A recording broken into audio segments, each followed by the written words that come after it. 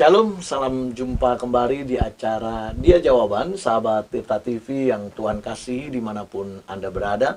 Senang sekali boleh hadir bagi Anda. Nah, masih di acara milenial atau generasi penerus gereja, masih bersama Pastor Yehuda So. Kita akan masih membahas tentang generasi anak-anak muda gereja saat ini, di mana waktu kedatangan Tuhan Yesus semakin dekat, dan mengingat apa yang dinyatakan atau statement dari Dirjen Bimas Kristen Indonesia Bapak Profesor Thomas Penturi bahwa 50% ya, generasi muda itu keluar dari gereja atau di luar gereja, dan ini menjadi keprihatinan gereja seharusnya.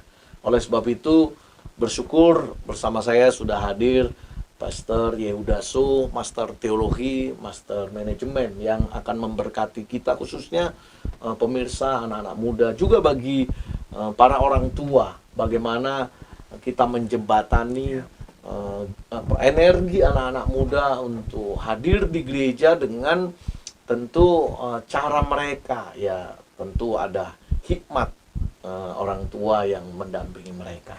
Namun sebelumnya kita akan menikmati satu pujian yang akan membuka pikiran kita untuk menikmati hadirat Tuhan.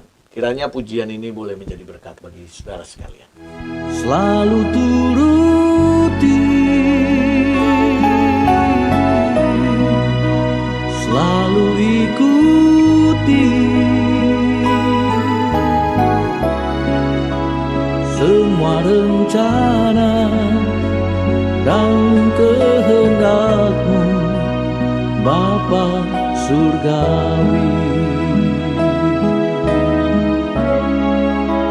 Semua rencana dan kehendak-Mu, Bapa Surgawi.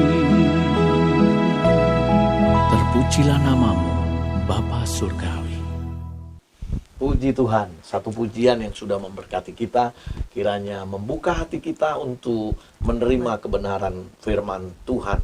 Ya, dari tema minggu lalu kita membahas berani tampil beda. Nah, memang anak-anak muda ini kecenderungannya untuk anti mainstream, ya, berbuat sesuatu yang tidak biasa. Ada hal-hal atau energi mereka yang digunakan secara negatif karena memang tidak ada mentoring atau coaching dari generasi sebelumnya. Nah, sekarang mewakili generasi gereja, Pastor Yehuda So sebagai wakil gembala di GBI Eklesia Green Lake. Bagaimana memimpin sebuah gereja yang tentu bukan hanya anak-anak generasi seusia Pastor Yehuda. Bagaimana menghadapi juga generasi senior, tapi tidak menghilangkan perhatian kepada anak-anak mudanya. Mungkin bisa disampaikan sharing atau firman Tuhan yang membangkitkan, menghidupkan, atau menarik perhatian anak-anak muda untuk datang ke gereja. Baik, minggu lalu saya sudah jelaskan mengenai pelajaran yang saya sudah bagikan, dan khususnya mengenai bagaimana generasi muda dan generasi senior, bukan cuma itu saja, bahkan generasi selanjutnya juga bisa menjadi jembatan. Nah, mungkin hari ini saya lebih topiknya bagaimana berbicara mengenai kepemimpinan, leadership. Ya, karena kepemimpinan itu sangat penting. Kalau kita lihat di dalam Alkitab saja, contoh, di dalam kerajaan Israel dan kerajaan Yehuda. Perhatikan baik, ketika kerajaan itu dipimpin oleh raja yang takut akan Tuhan, maka kerajaan itu akan terus berdiri. Tetapi kalau kita perhatikan ada beberapa raja ketika Israel berdiri dan Yehuda berdiri, rajanya tidak takut akan Tuhan, maka yang terjadi Israel mengalami peperangan, mengalami penjajahan, dan ada banyak masalah terjadi di sana. Nah, dari hal ini sebenarnya diperlukan kepemimpinan dan diperlukan seorang pemimpin yang memang mengerti apa yang Tuhan mau. Takut akan Tuhan. Sedikit saya potong. Tadi dijelaskan ada Israel, ada Yehuda. Jadi setelah Salomo, Israel terbagi dua. Israel Selatan yang dipimpin oleh keturunan Raja Daud, lalu Israel Utara Yerobeam. Ya, Yerobeam raja pertamanya. Dan Rehabeam. Rehabeam keturunan Daud. Ya. Di selatan Ya. Utara Samaria. Ya, Samaria. Ya, raja pertamanya Yerobeam. Dan rata-rata di Israel Utara atau keturunan dari Yerobeam, pecahan dari keturunan Daud, kan mereka dipisahkan, itu raja-raja yang tidak takut Tuhan. Betul. Tapi di Israel Selatan, Ya. keturunan Daud, sebagian takut akan Tuhan, tapi ada pula yang tidak Betul takut sekali. Tuhan. Itu yang ingin dijelaskan. Baik, Betul. mungkin bisa dilanjutkan. Ya, tadi dari segi teologisnya kan sudah dijelaskan. Dari segi prakteknya, kontekstual sekarang memang siapa pemimpin gereja di situ akan mempengaruhi gerejanya. Dan kita sama-sama tahu tentu di GBI contohnya tentu ada gereja-gereja yang sekarang dipimpin oleh hamba-hamba Tuhan yang memang Tuhan urapi dan mereka gerejanya maju. Tetapi mungkin ada juga gerejanya sudah maju tetapi hamba Tuhan yang melenceng, akhirnya gerejanya menjadi hancur. Nah, terlebih daripada itu kita diperlukan seorang pemimpin. Ya, karena memang setiap tokoh-tokoh dalam Alkitab Tuhan bangkitkan pemimpin. Ya, kalau kita sama-sama tahu, ya ada masa-masa dalam Alkitab bagaimana dipimpin oleh hakim-hakim, dipimpin oleh raja, dibutuhkan seorang pemimpin. Ya. Dan tentunya pemimpin ini adalah representatif atau orang yang mewakili Allah sendiri. Dan itu sebabnya memang panggilan menjadi seorang hamba Tuhan tidak boleh sembarangan. Gitu. Dan saya selalu percaya kalau Tuhan yang menunjuk, Tuhan yang memilih, Tuhan akan memperlengkapi juga. Nah, bagaimana saya dipanggil oleh Tuhan ini menjadi hal cerita tersendiri. Karena dalam episode sebelumnya saya belum ceritakan. Setelah saya lulus dari SMA, saya pada waktu itu adalah ketua remaja di gereja kami. Dan saya bukan orang yang semerta-merta langsung jadi hamba Tuhan, karena saya mengalami proses yang luar biasa. Pertama karena Bukan saya karbitan gitu. bukan. Mentang-mentang papahnya gembala, pendeta besar. Pertama saya mengalami kepahitan ya, karena tidak mudah ya, khususnya kalau di sini ada pendengar adalah anak gembala, pasti tidak mudah menjadi anak gembala ya. Ya, saya juga berpikir tidak mudah jadi anak presiden tentunya. Pasti menjadi seorang anak yang menyandang gelar, menyandang nama besar, menyandang marga besar orang tua, mungkin itu bukan suatu hal yang mudah. Gitu. Sehingga saya bertumbuh menjadi pribadi yang pahit, tetapi tidak dimunculkan kepada orang-orang, sehingga banyak orang yang tidak tahu mengenai hal itu. Nah, ketika saya mengenal Tuhan, ketika dalam melayani dan saya berjumpa dengan Tuhan, ada suatu kegundahan di dalam diri saya. Apakah saya mengambil jurusan Alkitab atau saya justru pindah ke jalur yang lain? Nah, di saat seperti itulah ada banyak hal yang terjadi dalam kehidupan saya, sehingga satu yang saya bilang sama Tuhan, kalau Tuhan yang panggil saya akan ikut. Tetapi kalau Tuhan tidak panggil saya tidak akan ikut. Karena pada saat itu saya niat sekali untuk menjadi dokter, ya, untuk menjadi dokter. Dan somehow dalam perjumpaan pribadi dengan Tuhan, saya waktu itu mengalami hal yang supranatural di mana halnya ceritanya lucu nih. Jadi ketika saya waktu itu menemani orang tua saya pelayanan di GB Petamburan, itu kan samping GB Petamburan itu kan sekolah tinggi teologi Bethel, ya. Dan ini ceritanya juga orang-orang Petamburan tahu karena saya lulusan dari sana. Saya melihat ini kok asramanya, waduh, memprihatinkan ya. Terus cara kehidupan di seminar itu kan kayak menjadi orang hamba banget gitu loh. Jadi beda sekali dengan kehidupan saya yang notabene saya hidup di dua kehidupan. Yang pertama dulu kehidupan yang sulit sekali karena dulu hamba Tuhan memang susah. Tapi setelah diberkati Tuhan saya ngalamin kehidupan yang diberkati Tuhan. Nah, ketika saya melihat di seminari Bethel, saya jatuh cinta dengan kehidupan saya yang tanda kutip nothing gitu, nggak ada apa-apa. Karena mungkin juga ketika dulu gereja belum besar, ketika dulu belum diberkati Tuhan, kayaknya kehidupannya berbeda gitu. Jadi saya tidak tahu kenapa muncul jatuh cinta dan saya mengalami Tuhan di sana. Nah, akhirnya saya ambil kuliah hamba Tuhan dan ngalamin Tuhan dan Masuk seminari. STTBI Ya, dan Seminar masuk Bintang. asrama juga. Dan ternyata itu titik awal kehidupan saya yang semakin hari semakin nyata bagaimana Tuhan memimpin, Tuhan menyertai. Nah, ada sebuah hal di mana saya mengalami proses tentunya, diproses sama kehidupan, proses dengan dosen, diproses dengan jemaat, diproses dengan relawan yang membuat saya semakin sadar bahwa saya semakin diproses, saya semakin kuat. Panggilan itu bukan yang membuat saya semakin mundur ya, karena ada banyak teman-teman mundur dalam pelayanan, kecewa dengan keadaan, dan bahkan kecewa dengan orang tuanya sebagai hamba Tuhan. Nah, saya semakin diproses, semakin kuat gitu. Dan itu nggak tahu kenapa semakin hari semakin nyata, dan ini membuat saya semakin mengerti gitu. Bahkan ketika saya menjadi youth pastor, saya menjadi pelayanan anak muda, itu semakin hari gesekannya tuh semakin kuat sehingga saya semakin mengerti, oh ini Tuhan tuh memimpin. Dan memang takut akan Tuhan dan memang berjalan dengan Tuhan itu menjadi perjalanan yang sangat kalau saya ceritakan itu nggak ada selesai-selesainya gitu. Karena kalau dibuat buku mungkin nggak akan bisa muat, dan kalau diceritakan mungkin nggak akan pernah selesai.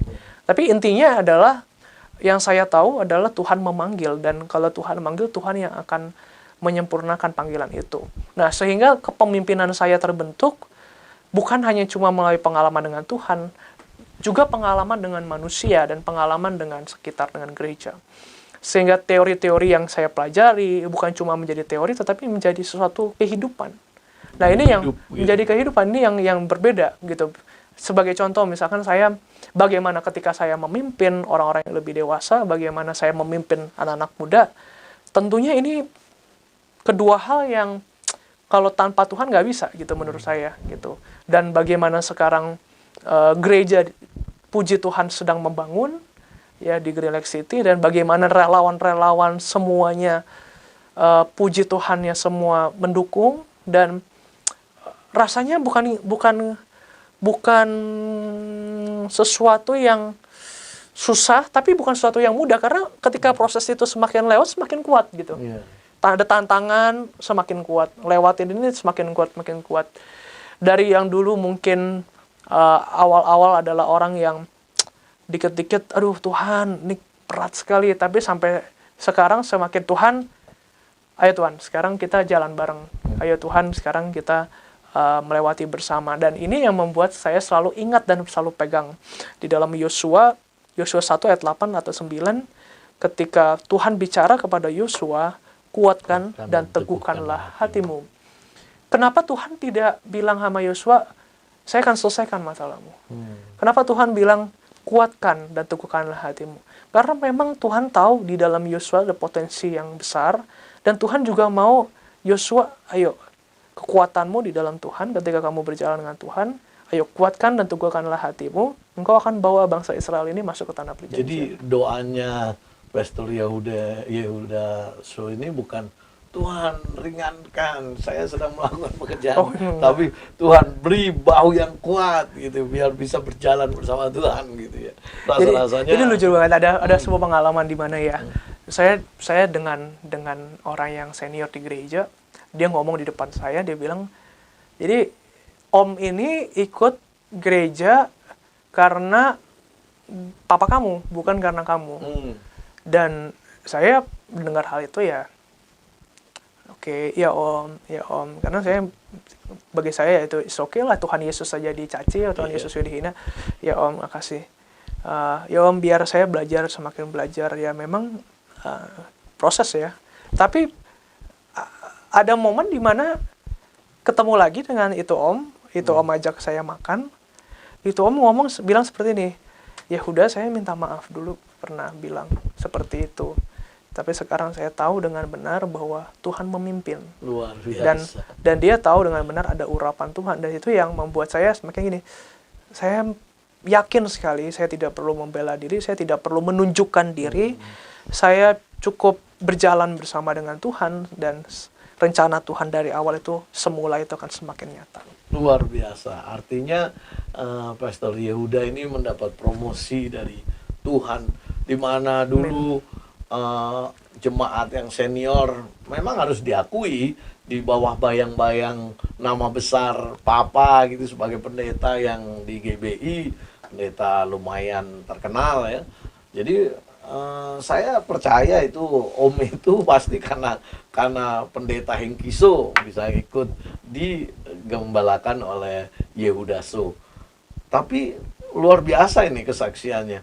Bagaimana akhirnya si Om itu bisa mengakui bahwa bukan karena papamu, tapi karena memang ternyata ada panggilan Tuhan. Nah, rupanya anak pendeta pun harus dipanggil oleh Tuhan gitu ya, untuk bisa mengikuti menjadi hamba Tuhan yang tanda petik memang hamba Tuhan, panggilan Tuhan, bukan sebagai warisan begitu. Karena kan banyak kalau secara sekuler ada pepatah buah jatuh tidak jauh dari pohonnya. Artinya meneruskan warisan.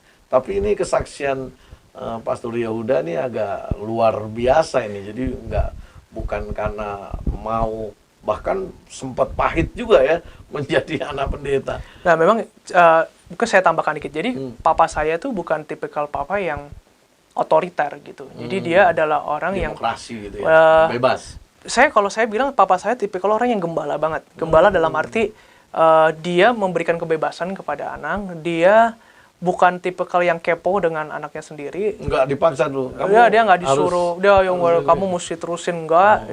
Padahal detik-detik di mana ini pun menarik ya, ketika detik saya mau masuk seminari pun papa suruh doa lagi gitu. Doa lagi, ya doa lagi cuma sama Tuhan gitu. Jadi saya melihat memang bahkan sampai sekarang ya, ketika saya mengembalakan di Green Lake City jadi wakil gembala, saya melihat memang dari orang tua itu memberikan teladan, tetapi dari segi anaknya juga dalam menjalani ini. Makanya dalam episode sebelumnya saya bilang sebuah jembatan ketika berjalan bersama, tentu ada hal yang luar biasa ketika generasi demi generasi itu berjalan bersama dengan Tuhan. Shalom Pak Pendeta Hengkiso, kalau menyaksikan. Pantas menjadi pembimbing atau pengajar Bapak sepanjang kehidupan. Saya mendengar kesaksiannya. Jadi bagi orang tua sekarang ini ada bimbingan ya, Bapak sepanjang kehidupan. Betul. Salah satunya dipimpin oleh Bapak Pendeta Hengkiso bersama dengan Pak Dwijo. Pak Dwijo, ya. Betul. Oke, mungkin sebagai closing statement atau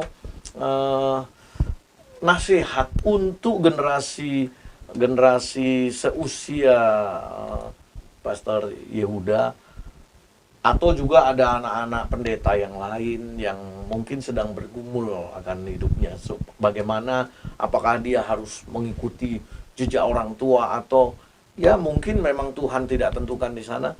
Ada yang bisa disampaikan untuk generasi? Yang pertama mungkin mirip dengan episode sebelumnya mengenai keautentikan.